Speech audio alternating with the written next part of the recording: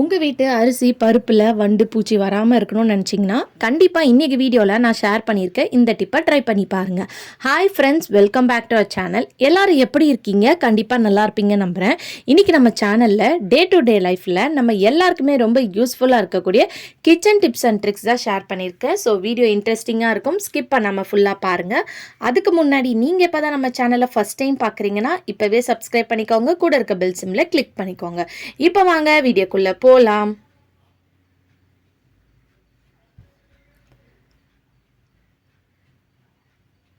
First tip என்னன்னு பார்க்கலாம். நம்ம சர்க்கரையை நிறைய வாங்கி ஸ்டோர் பண்ணி வைக்கும் போது கண்டிப்பாக பார்த்திங்கன்னா அதில் எறும்பு வரும்.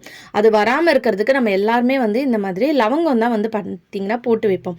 பட் அதுக்கு பதிலாக இதை போட்டு வைங்க. நீங்கள் நிறைய கண்டெய்னரில் ஸ்டோர் பண்ணி வைக்கிறீங்க, நம்ம டெய்லி யூஸ் பண்ணுறது இல்லாமல் தனியாக ஒரு பக்கெட்டில் போட்டு ஸ்டோர் பண்ணி வைப்போம் இல்லையா, அந்த பக்கெட்டில் இந்த மாதிரி பட்டையை மட்டும் போட்டு வச்சு பாருங்களேன், ஒரு எறும்பு கூட வராது. இதோட ஸ்மெல் பார்த்திங்கன்னா அவ்வளோ இதாக இருக்கும். ஸோ அதனால ஒரு எறும்பு கூட பார்த்தீங்கன்னா வரவே வர. கண்டிப்பாக இந்த டிப் யூஸ்ஃபுல்லாக இருக்கும், ட்ரை பண்ணி பாருங்கள். அடுத்த டிப் என்னன்னு பார்க்கலாம். அதுக்கு நான் இங்கே பூண்டு தான் எடுத்திருக்கேன். எல்லாருக்குமே ரொம்ப கஷ்டமான வேலை என்னன்னு பார்த்தீங்கன்னா பூண்டு உரிக்கிறது தான். ஸோ பூண்டை இந்த மெத்தடில் உரிச்சு பாருங்கள். ஃபஸ்ட்டு பூண்டை இந்த மாதிரி கையை வச்சு தட்டினீங்கனாலே தனித்தனியாக பூண்டு பல் உங்களுக்கு கிடச்சிரும்.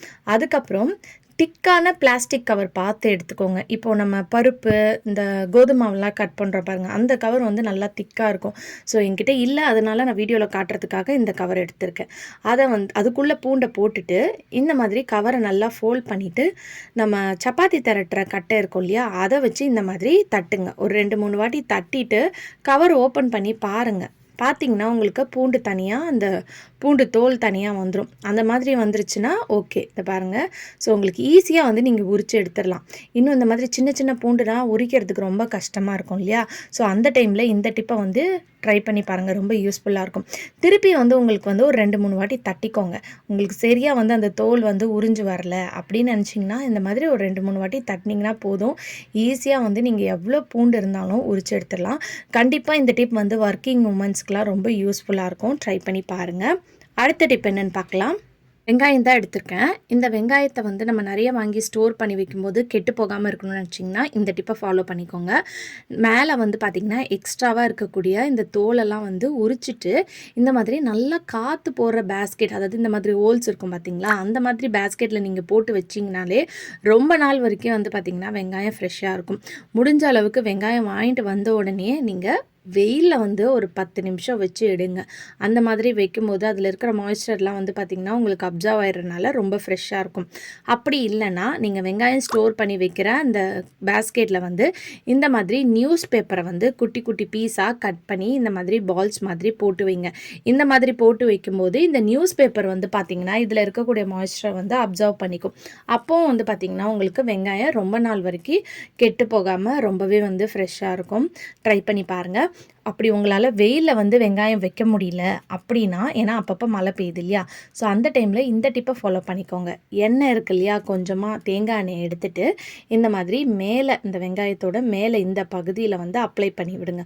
ஸோ இந்த மாதிரி அப்ளை பண்ணிவிட்டு வைக்கும் போதும் உங்களுக்கு வெங்காயம் பார்த்திங்கன்னா கெட்டு போகாமல் ரொம்ப நாள் வரைக்கும் ஃப்ரெஷ்ஷாக இருக்கும். கண்டிப்பாக ட்ரை பண்ணி பாருங்கள். இந்த டிப் பிடிச்சிருந்துச்சுன்னா கண்டிப்பாக இந்த வீடியோக்கு ஒரு லைக் கொடுங்க. அடுத்த டிப்புக்கு நான் இங்கே தோசை கரண்டி தான் எடுத்திருக்கேன். இது கூடிய பழைய சாக்ஸ் எடுத்துக்கோங்க. இப்போ இதை இதில் மாட்டிக்கோங்க. இதை சூப்பரான ஒரு க்ளீனிங் பர்பஸ்க்கு நீங்கள் யூஸ் பண்ணிக்கலாம். இந்த மாதிரி சந்தில் கேப்லலாம் இருக்கும் பாருங்கள், பீரோ ட்ரெஸ்ஸிங் டேபிள் கேப்பில், அங்கெல்லாம் நம்மளுக்கு க்ளீன் பண்ணுறதுக்கு கொஞ்சம் கஷ்டமாக இருக்கும். இந்த மெத்தடில் க்ளீன் பண்ணிங்கன்னா ஈஸியாக நீங்கள் க்ளீன் பண்ணிடலாம். ஏன்னா நம்ம இந்த கை நம்ம கை இடிக்காமல் இந்த தோசை கரண்டியை வச்சு போகும்போது ஈஸியாக உங்களுக்கு போகும். அதே மாதிரி அந்த சாக்ஸில் அழுக்கானா கூட நீங்கள் அதை எடுத்துகிட்டு வாஷ் பண்ணிவிட்டு திருப்பி பார்த்திங்கன்னா நீங்கள் ரியூஸ் பண்ணிக்கலாம். கண்டிப்பாக ட்ரை பண்ணி பாருங்கள். அடுத்த டிப் என்னென்னு பார்க்கலாம். அதுக்கு நான் இங்கே கிராம்பு தான் எடுத்திருக்கேன். இப்போ இந்த கிராம்பை இந்த மாதிரி பூ கட்டுற மாதிரி ஒரு நூலில் கட்டி எடுத்துக்கோங்க. ஒயிட் கலரில் நூல் இருந்துச்சுன்னா இன்னும் உங்களுக்கு பெட்டராக இருக்கும். ஸோ இந்த மாதிரி ஒன்று ஒன்றா கட்டி கேப்பாக விட்டு கட்டி எடுத்துக்கோங்க.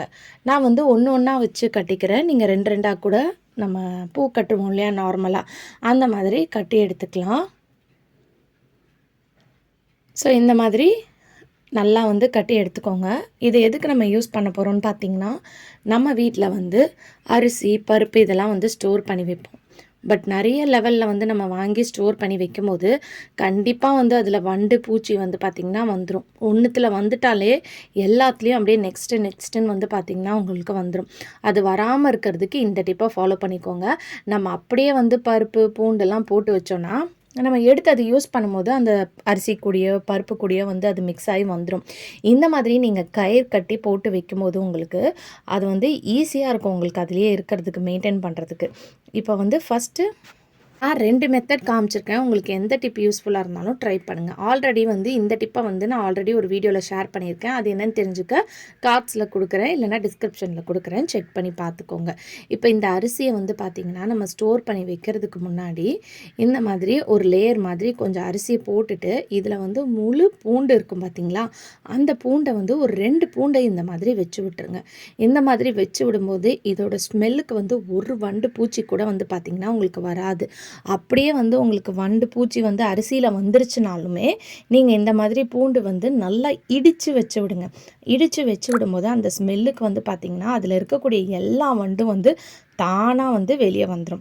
அதே மாதிரி இப்போ நம்ம லவங்கம் வந்து கயிறு போட்டு கட்டி வச்சுருந்தோம் இல்லையா, அதை வந்து இந்த மாதிரி நடு லேயரில் போட்டுட்டு மேலே வந்து இந்த மாதிரி அரிசி போட்டுக்கோங்க. போட்டுட்டு திருப்பி இன்னொரு லேயரில் வந்து அந்த நூலை வந்து போட்டுருங்க.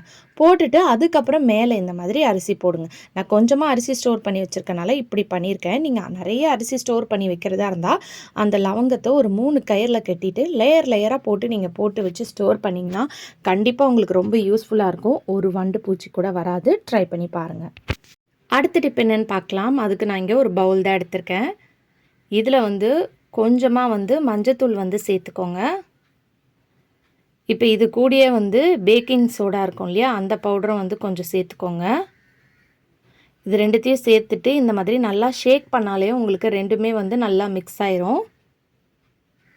ஸோ இப்போ இது ரெண்டும் நல்லா மிக்ஸ் ஆனதுக்கப்புறம் இதை வந்து நம்ம வீட்டில் எறும்பு தொல்லை ரொம்ப அதிகமாக இருக்கும்.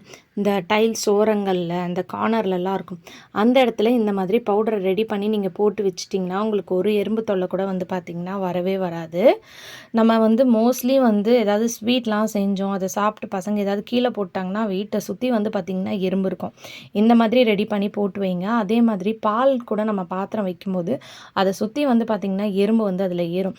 அது வராமல் இருக்கிறதுக்கு அதை சுற்றி போட்டு வைக்கலாம். இல்லை ஏதாவது ஸ்வீட் செஞ்சால் கூட இந்த மாதிரி அதை சுற்றி போட்டு வச்சு பாருங்கள். கண்டிப்பாக ரொம்ப யூஸ்ஃபுல்லாக இருக்கும். ட்ரை பண்ணி பாருங்கள்.